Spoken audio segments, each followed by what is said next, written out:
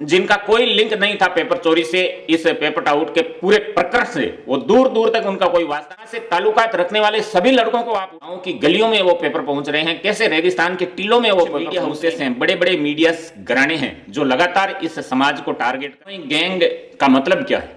दोस्तों नमस्कार, rules of 29 पर एक बार पुनः आप सभी साथियों का स्वागत, अभिनंदन, आभार। दोस्तों आपका मिल रहा प्यार और सपोर्ट, उसके लिए आपको बहुत बहुत आभार, बहुत बहुत धन्यवाद, दिल से आभार। आप सबसे निवेदन है कि अगर आपने हमारे इस YouTube चैनल को सब्सक्राइब नहीं किया है तो प्लीज़ सब्सक्राइब करिए, वीडियो को लाइक करें, अपने दोस्तों के बीच में साझा करें, अपने दोस्तों को हमारे इस चैनल पर इनवाइट करें। दोस्तों आज हम एक अति महत्वपूर्ण मुद्दे पर बात करने वाले हैं। पिछले कुछ समय से 2-3 सालों को अगर आप ध्यान में रख करके देखेंगे तो एक शब्द का, एक समाज को लेकर के उसको टारगेट करके एक शब्द का उपयोग किया जा रहा है, वो शब्द है बिश्नोई गैंग। बिश्नोई गैंग का मतलब क्या है?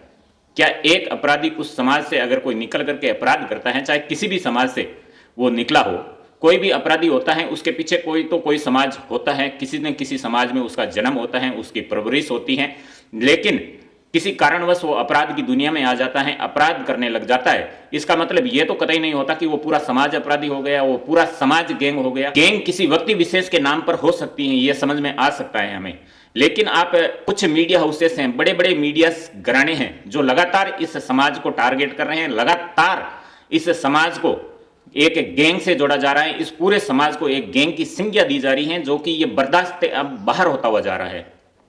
शुरुआत में मैं आज नाम लेकर के कोट करूंगा, चाहे दैनिक भास्कर हो या न्यूज 18 हो, ये लगातार बिश्नोई समाज को गैंग कह करके संबोधित कर रहे हैं। जो भी इस समाज से या किसी भी समाज से कोई भी अपराधी निकले, इसका मतलब ये नहीं है कि वो पूरा समाज आप उसे अपराधी की नजरों से देखने लग जाए या संबोधित करने लग जाए। अरे लॉरेंस बिश्नोई से जुड़ी हुई सामने आई थी और अभी भी आ रही है, उस समय भी इन मीडिया हाउसेस ने लगातार लॉरेंस बिश्नोई गैंग का सदस्य है, बिश्नोई गैंग का प्रमुख है। अरे लॉरेंस का जन्म बिश्नोई समाज में हुआ है, इसका मतलब आप उस पूरे समाज को टारगेट करेंगे, पूरे समाज को आप इस प्रकार के शब्दों से उच्चारित करेंगे, ये कतई बर्दाश्त करने योग्य नहीं है, ये बर्दाश्त से बाहर की चीज है। आप बार बार गलती करते हैं, बार बार आप अपनी ही कही बातों पर समायाचना करते हैं और कुछ देर के अंतराल के बाद में पुनः आप उसी गलती को दोहरा देते हैं। आपका लक्ष्य क्या है वो तो आप ही जाने, लेकिन अगर आपका यही तरीका रहा खबरें प्रसारित करने का या लोगों के बीच में खबरें परोसने का, यही तरीका रहा, तो जल्द ही यह समाज आपको भी आईना दिखा सकता है। तो दोस्तों इस प्रकार से किसी भी समाज को मेरे हिसाब से टारगेट करना ठीक नहीं है। अपराधी किस समाज में नहीं होता, किस जात में नहीं होता, किस वर्ग में नहीं होता, हर वर्ग हर समाज में अपराधी होता है। इसका मतलब ये नहीं है कि आप उस पूरे वर्ग को अपराध की श्रेणी में ले आएंगे, आप उस पूरी जात को, उस पूरी कौम को या उस पूरे समाज को आप अपराधी की दृष्टि से देखने लग जाएंगे, या फिर जिस समाज का वो अपराधी है उस पूरी समाज को ही आप अपराधी कहने लग जाएं, तो ये बहुत बड़ी दुखद बात है और इसका विरोध होना चाहिए और विरोध होके रहेगा। दोस्तों पहले आप समझो कि बिश्नोई समाज आखिर है कौन? क्या बिश्नोई समाज को बार बार अपराध की इस दुनिया से जोड़ करके देखना कहीं इस समाज के साथ में अन्याय तो नहीं कर रहे हैं? ये आप गहन चिंतन करिए, मनन करिए, सोचिए।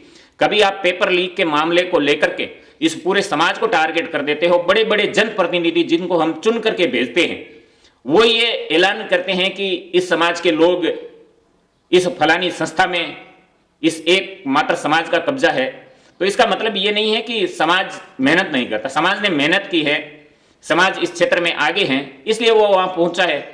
आप हर इस समाज की सफलता को आप टेढ़ी नजर से देखने लग जाते हो, हर इस समाज की सफलता को आप शक की नजर से देखने लग जाते हो, तो ये बर्दाश्त से बाहर होती हुई जा रही चीजें हैं।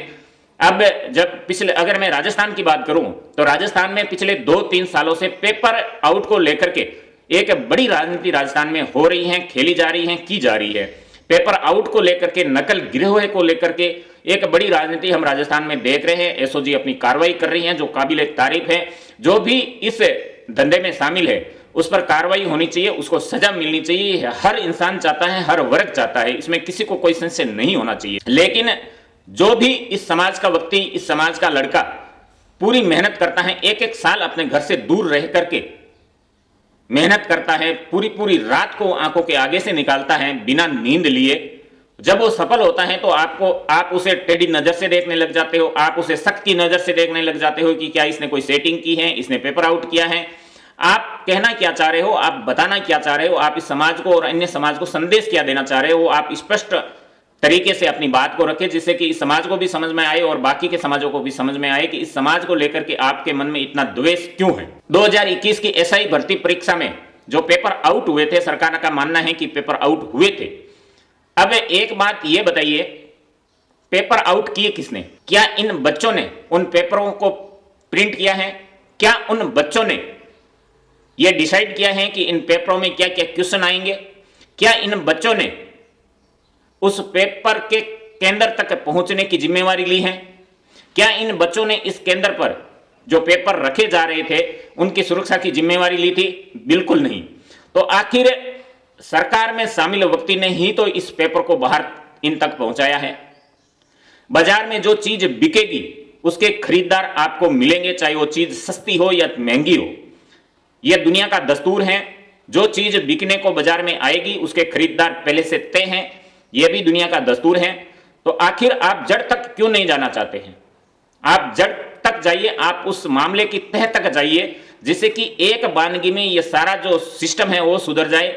ये बार बार हर भर्ती में जो ये प्रॉब्लम निकल करके सामने आ रही है, जो मेहनती युवाओं के भविष्य को ये प्रॉब्लम चकनाचूर कर रही है, उनके सपनों को चकनाचूर कर रही है, उनके सपनों को पंख लगे, उनके भविष्य में सुधार हो, अच्छा उज्जवल हो, उसके लिए एक वानगी अपने सिस्टम में बैठे हुए लोगों पर कार्रवाई करे, उनको ढूंढे, उनको खोजे कि आखिर आरपीएससी जैसी बड़ी संस्था के पेपर कैसे आउट हो रहे हैं, कैसे गांव की गलियों में वो पेपर पहुंच रहे हैं, कैसे रेगिस्तान के टीलों में वो पेपर पहुंच रहे हैं। कुछ कमजोरी सरकार की है, कुछ न कुछ कमजोरी सरकार में बैठे हुए लोगों की है, लेकिन उन कमजोरियों पर पर्दा डाल करके इन बेरोजगार युवकों पर प्रहार किया जाता है। अब नकल से कोई एक लड़का पास हुआ होगा, 2 हुए होंगे, आप पूरे के पूरे इस समाज से ताल्लुकात रखने वाले सभी लड़कों को आप उठा रहे हैं, सभी को आप शक की नजरों से देख रहे हैं। अब पिछले 2-3 दिन पहले एसओजी कार्रवाई करती है ट्रेनिंग सेंटर पुलिस के, वहां से जो भी इस समाज से ताल्लुकात रखने वाले लोग थे उन सबको एसओजी उठा लाती है। उसके बाद में कुछ लड़कों को जिनका कोई लिंक नहीं था पेपर चोरी से, इस पेपर आउट के पूरे प्रकरण से, वो दूर दूर तक उनका कोई वास्ता नहीं था। उन्होंने अपनी मेहनत के बल पर, उन्होंने अपनी काबिलियत के बल पर इस एग्जाम को क्लियर किया था और वो इस पुलिस प्रशासन की नौकरी में चयनित हुए थे। लेकिन समाज के नाम पर, जाति के नाम पर उन सभी को उठा लिया जाता है, उसके बाद में उन्हें पुनः छोड़ा जाता है। सभी को उठाया, ये तो खबर बनी, सभी मीडिया हाउसेस में चली, लेकिन इनमें से कितनों को वापस ट्रेनिंग सेंटर में छोड़ा गया उसके ऊपर कोई खबर नहीं बनी।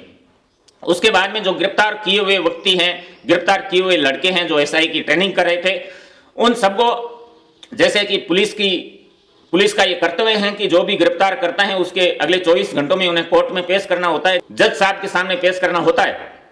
लेकिन जब इन हिरासत में लिए हुए लड़कों को जब कोर्ट में पेश किया जा रहा था, तो कोर्ट परिसर में जिस प्रकार का दृश्य हम सब ने देखा वो कतई स्वीकार्य नहीं है, वो निंदा योग्य है। सभ्य समाज में इस प्रकार के कर्तव्य की कभी कोई जगह नहीं हो सकती है।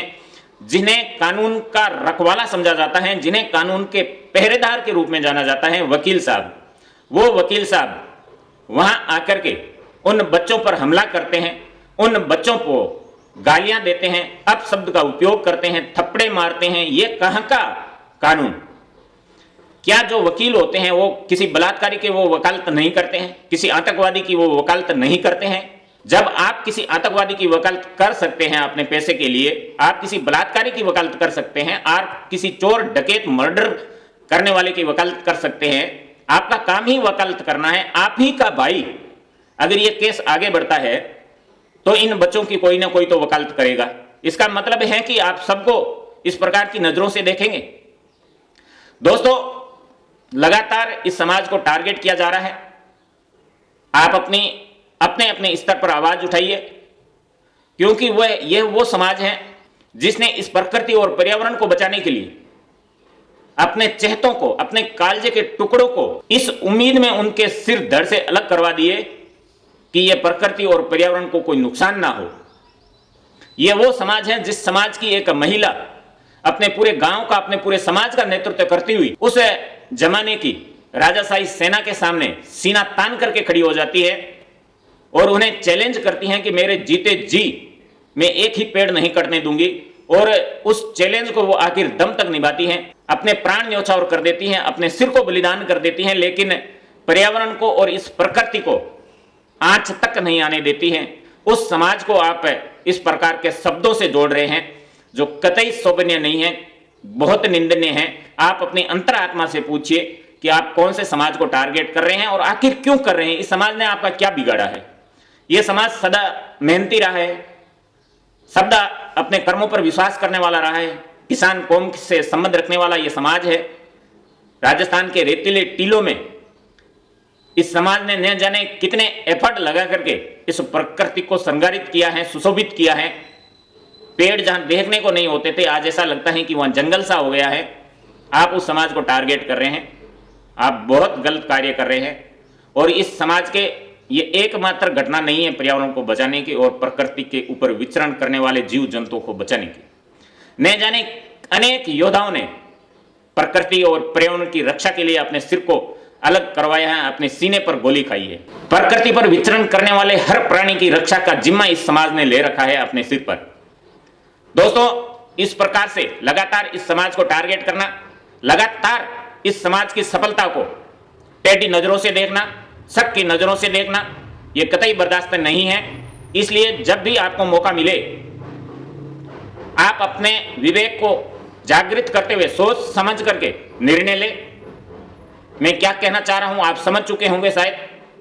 समय आपके पास है, मौका आपके पास है, सोच समझकर निर्णय ले, जिससे कि इस समाज को बार बार लज्जित जो करने का प्रयास करते हैं उन्हें आईना दिखे, उन्हें उनकी औकात पता चले। दोस्तों, आपने अपना कीमती समय दिया, उसके लिए बहुत बहुत आभार। पुनः आप सबसे निवेदन कि चैनल को सब्सक्राइब करें, अपना व अपनों का ख्याल रखते हुए हमसे जुड़े रहिएगा। धन्यवाद।